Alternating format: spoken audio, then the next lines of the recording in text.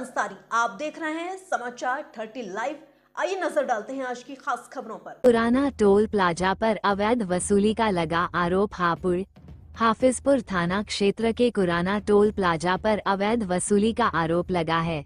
शिकायतकर्ता द्वारा Khurana toll plaza पर अवैध वसूली, भ्रष्टाचार, दुर्व्यवहार, गुंडागर्दी का आरोप लगाते हुए शिकायतकर्ता ने एनएचएआई यानी भारतीय राष्ट्रीय राजमार्ग प्राधिकरण से शिकायत की है।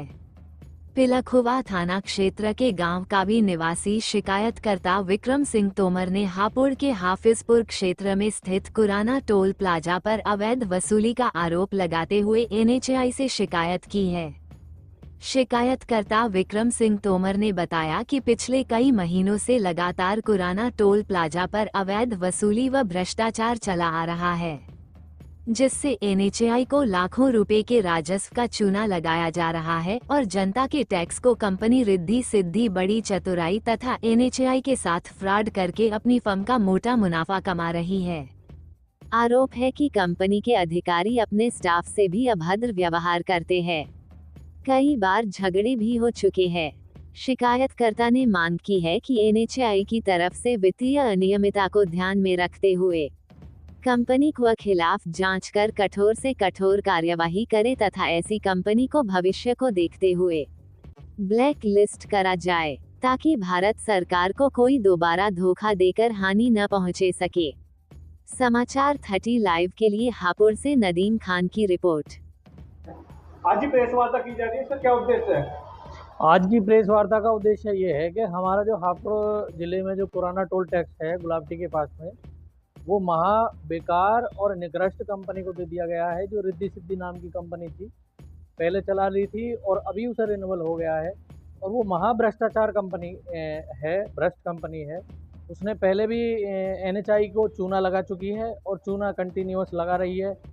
उसका मुझे पता ऐसे चला कि मैं एक दिन अलीगढ़ जा रहा था। अलीगढ़ जाते समय मैंने अपना टोल कटाया। टोल कटाते समय उन्होंने क्या काम किया, इधर से मैं गया तो एनएचएआई की मुझे पर्ची दी बाकायदा, और जैसे ही मैं उधर से आया सेम डे वापसी में, तो उन्होंने मुझे लोकल पर्ची दी। मैंने बोला भाई ऐसा क्यों कर रहे हो? तो बोले भाई साहब हमारे यहाँ तो ऐसी है। मैंने कि दिखाओ कौन सी मशीन से कटी है। जब मैं उनके बूथ में गया तो मैंने देखा वहाँ पे कि उन्होंने लोकल मोबाइल की मशीन लगा रखी थी, जो लोकल कंपनी द्वारा दी गई थी, जो कि अनऑथराइज है बिल्कुल भी। भाई एनएचएआई की तुमने मशीन ले रखी है, एनएचएआई ने तुम्हें ऑथराइज कर रखा है, तो एनएचएआई के हिसाब से अपना बैलेंस काटो, जो ताकि वो सीधा सीधा एनएचएआई को जाए। उन्होंने अपनी जो लोकल पर्चियाँ थी, उन लोकल पर्चियों का जो कलेक्शन था वो सीधा सीधा रिद्धि सिद्धि को लाभ हो रहा है, रिद्धि सिद्धि एसोसिएट के।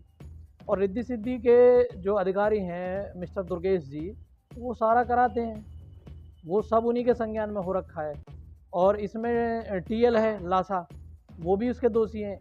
इसकी मैंने शिकायत पीआईयू में की, लेकिन पीडी साहब ने भी इस पर ज़्यादा दिशा निर्देश ना लेते हुए मुझे गुमराह कर रखा है कि भाई साहब आज कार्रवाई कर रहे हैं, कल कर रहे हैं। वो टोल उसी कंपनी को दोबारा रिन्यू हो गया।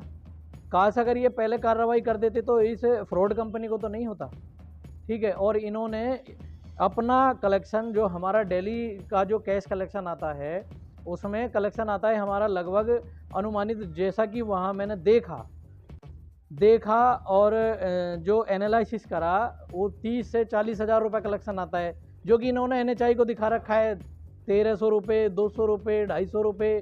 कंपनी का अपना बारकोड लगा रखा है।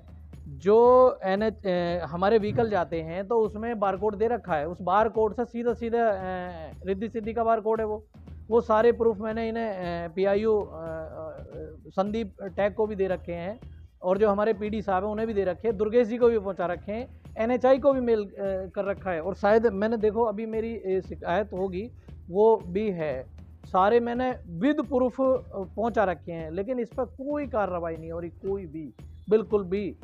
जो सीधा सीधा एक भारत सरकार को चूना लगाया जा रहा है, जो कि संवैधानिक रूप से बिल्कुल खिलाफ है, क्योंकि हमारा जो टैक्स का पैसा है वो सही तरीके से सही दिशा में सही जगह जाए, ताकि देश की तरक्की में भागीदारी बने। अच्छा, लेकिन जो ये मोटी कंपनियां हैं, मोटा मुनाफा कमा रही हैं, ये कहाँ टैक्स दे रही हैं, क्या कर रही हैं? कुछ नहीं कर रही, ये केवल अपना मुनाफा कमा करके अपना घर भर रही है।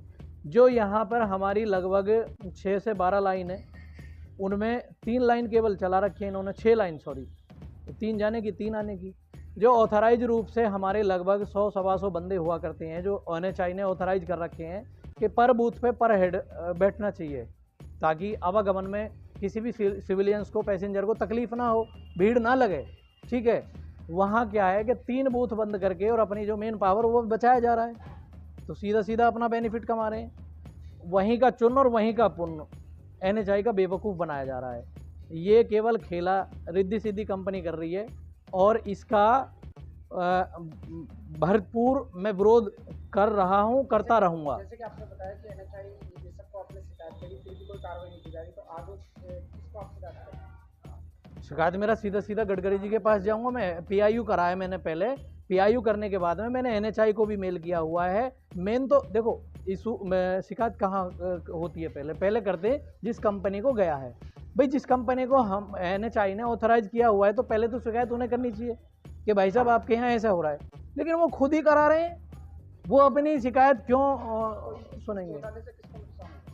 NHI को हो रहा है, सीधा सीधा भारत सरकार को हो रहा है, माननीय नितिन गडकरी जी के जो राष्ट्रीय राज्य मंत्रालय को हो रहा है, सीधा सीधा देश के रेवेन्यू में घाटा हो रहा है। भाई तगड़ा मुनाफा कमा रहे हैं वो। क्या मांग है आप?